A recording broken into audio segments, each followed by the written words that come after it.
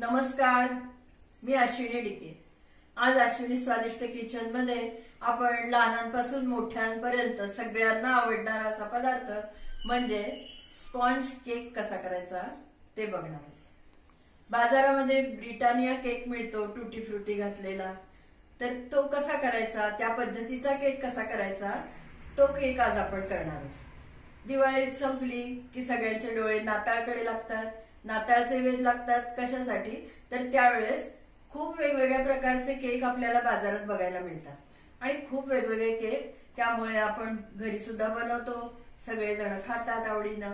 तर आज आपण त्यापैकी एक केक कसा करायचा तो बघणार आहोत। हा केक अंड्याशिवाय आहे, एगलेस केक आहे। पहिल्यांदा साहित्य बघून घ्या, लगेचच कृती करूया। आज आपण बाजारात मिळतो ब्रिटानिया केक त्या पद्धतीचा केक करणार आहोत।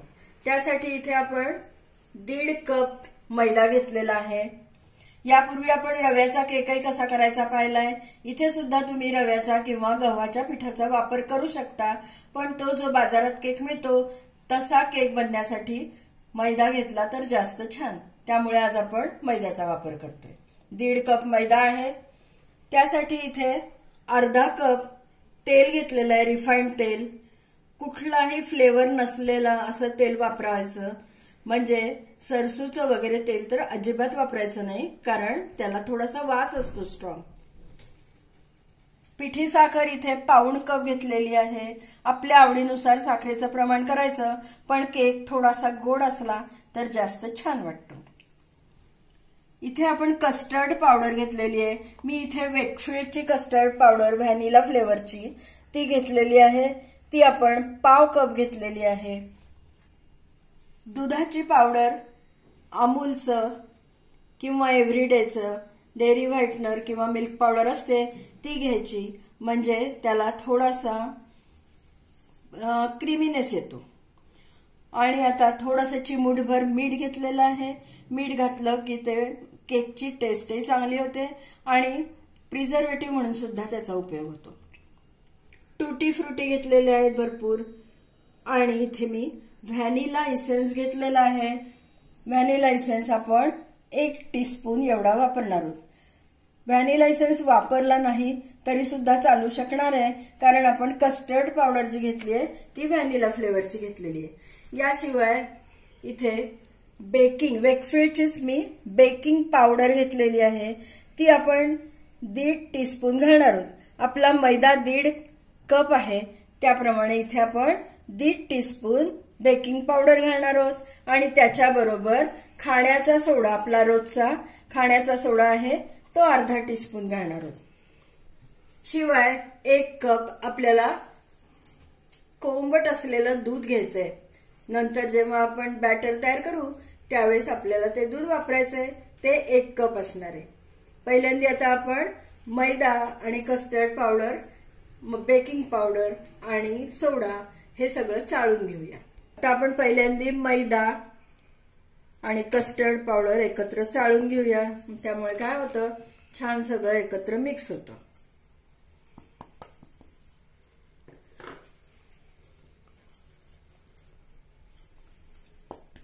कस्टर्ड पावडर हे आपण त्यातच घालतोय।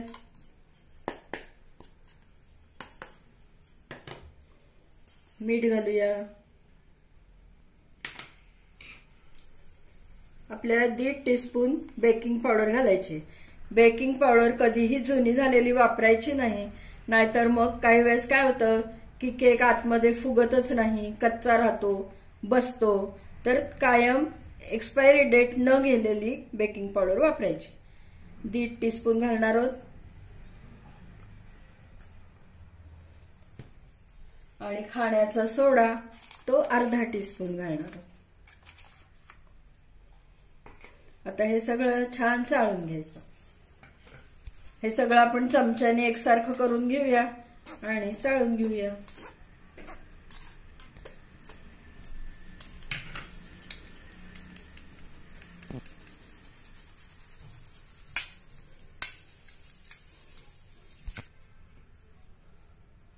आता आपण इथे 1 कप कोंबट दूध घेणार आहोत। साई सकट वापरलं तरी हरकत नाही, छान क्रीमी होईल त्यामुळे केक।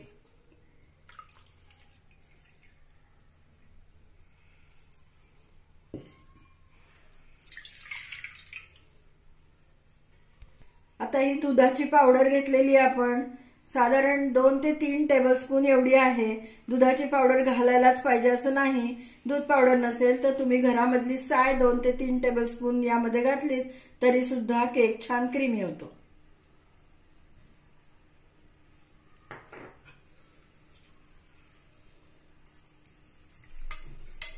छान मिक्स करून घेऊया. दुधाची पावडर छान मिक्स करून घेतली आहे. आता पिठी साखर घालूया.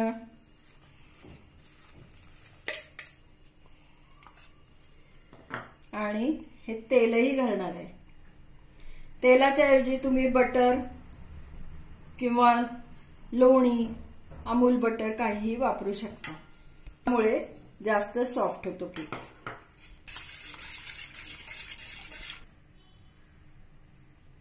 आपण इथे भरपूर सारे टुटी फ्रुटी घेतलेत. त्यामध्ये मी 1 चमचाभर मैदा घालणार आहे. तो कशासाठी, तर आपल्याला बरेचदा असं होतं की टुटी फ्रुटी केक मध्ये घातल्या की त्या तळात जाऊन बसतात. तर तसं व्हायला नको. मध्ये सगळीकडे टुटी फ्रुटी राहायला पाहिजे म्हणून कोट करून घ्यायचं मैदा घालून. आता आपण जो मैदा, कस्टर्ड पावडर वगैरे एकत्र चाळून ठेवलं होतं की नाही, ते मिश्रण आता या लिक्विड जे आपण तयार केलंय, दूध, पिठी साखर, तेल, त्यामध्ये घालून बॅटर आपल्याला छान तयार करून घ्यायचंय. थोडं थोडं घालते, एकदम घालणार नाही, नाहीतर गुठळ्या होतील.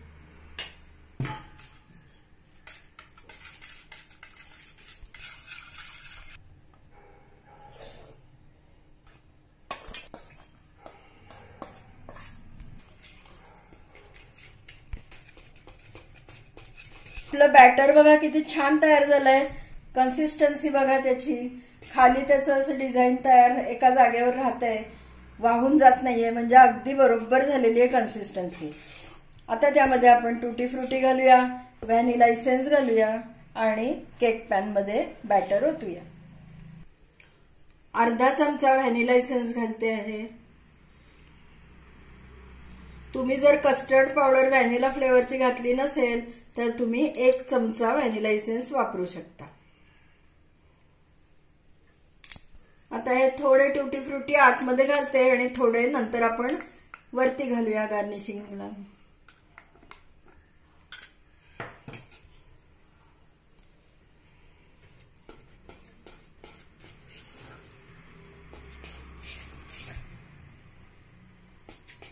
या पॅन मध्ये केक बनवणार आहोत, त्यामुळे मी त्याला सगळीकडे ग्रीसिंग करून घेते, पण त्यासाठी मी साजूक तूप वापरणार आहे. त्यामुळे काय होतं, केकला फ्लेवर खूप छान येतो. थोडासा मैदा भुरभुरवणार आहोत आपण बटर पेपरचा वापर करणार नाही आहोत. त्यामुळे मैदा भुरभुरवायचा, म्हणजे मग खाली केक चिकटत नाही.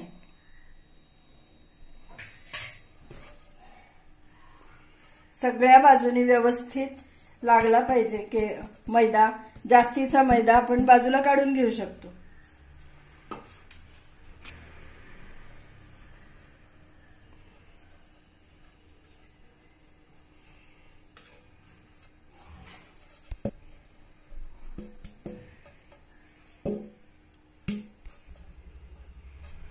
जास्तीचा मैदा आहे तो आपण बाजूला काढून टाकू.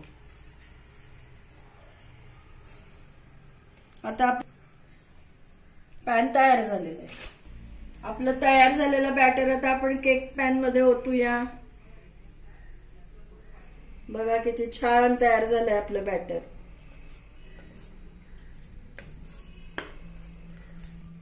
आता आपलं केकचं मिश्रण बॅटर आपण केक पॅन मध्ये घालून घेतलेलं आहे. थोडंसं टॅप करायचं, म्हणजे मध्ये गॅप राहत नाही, हवा राहत नाही, एकसारखं सगळीकडे पसरतं. आणि आता त्यावर आपण मगाशी शिल्लक ठेवलेले टुटी फ्रुटी घालणार आहोत.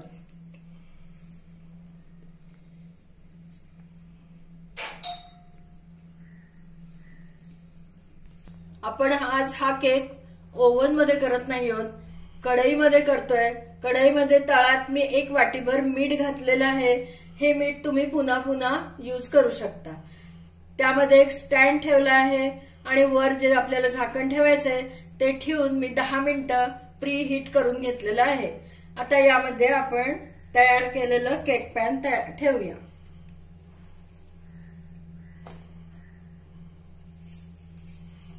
आणि त्यावर झाकण ठेवायचं आहे. वाफ बाजूने जाणार नाही अशा पद्धतीचं झाकण पाहिजे. बघू शकता झाकण लावलेलं आहे. आता आपला गॅस हाय फ्लेमवर आहे.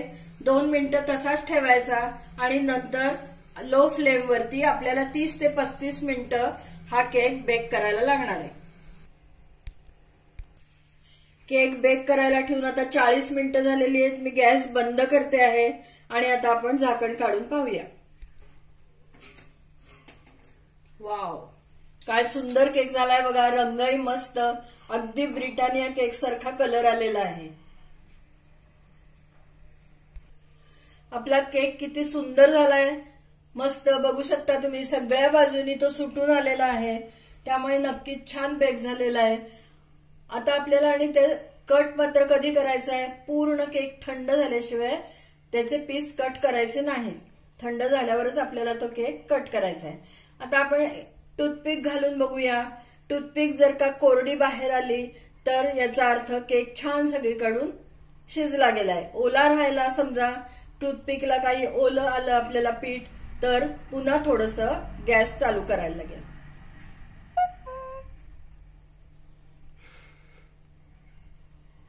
बघू शकता अजिबात काहीही आलेलं नाही टूथपिकला, एकदम कोरडी. आपला केक सुंदर तयार झालाय. आता आपण त्याच्या बाजू थोड्याशा मोकळ्या करून घेऊया. वा, आणि नंतर ताटलीमध्ये केक डिमोल्ड करून घेऊया, काढून घेऊया ताटलीमध्ये. केकवर मी आता हे झाकण ठेवते आणि आपण केक काढून घेऊया.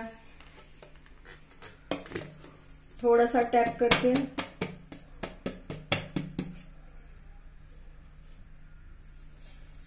वाव, काय सुंदर जाळी पडली आहे बघा. मस्त केक तयार झालाय. छान सगळ्या बाजूने एकसारखा रंग आलाय. आता आपण केक डिश मध्ये काढून घेऊया.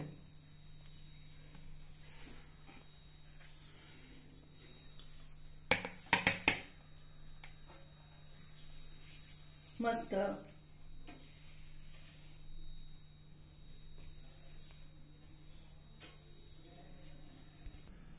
आपला केक अगदी सुंदर तयार झालाय. आता आपण कट करून बघूया.